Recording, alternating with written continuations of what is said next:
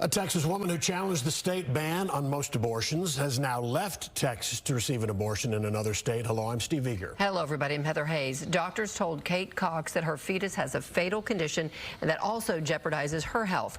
Her case was pending before the Texas Supreme Court when her representatives made their latest announcement. Fox 4's Stephen Dial in studio with more. Stephen. Heather, lawyers for Kate Cox did not reveal what state she went to for her abortion procedure, while Cox hoped for a resolution here in her state. Her lawyer said her health was on the line. At nearly 21 weeks pregnant, Kate Cox decided to leave Texas for an abortion rather than wait for the next court ruling. Late Friday, the Texas Supreme Court blocked a lower court injunction that would have allowed the 31-year-old North Texas woman to receive an abortion in her home state. The Supreme Court issued an order that said, okay, everybody cool it. The trial court order is frozen right now. The word they used was administrative stay, which means we haven't had a chance to read any of this yet. That's important because the state Supreme Court did not specifically say when it would issue a decision. Cox is the first person to seek an abortion through the state's courts in Texas in more than 50 years before Roe v. Wade.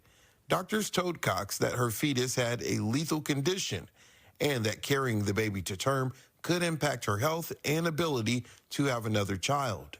But the state, under Attorney General Ken Paxton, argued Cox did not meet the necessary requirements for a medical exception. And trying to match up those exceptions with sort of the reality of medical practice is challenging. The announcement that Cox left the state came Monday afternoon. Nancy Northup, president of the group representing Cox, said in a statement, her health is on the line. She's been in and out of the emergency room, and she couldn't wait any longer. The state, in its court filing, took a different approach on the issue of urgency, arguing that the people of Texas will suffer irreparable harm, the permanent loss of human life, if plaintiffs are permitted to obtain an unlawful abortion.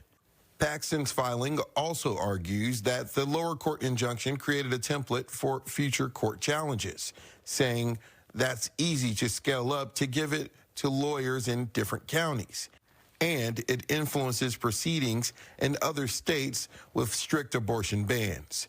Days after Cox filed her lawsuit, a Kentucky woman asked her state for permission to get an abortion.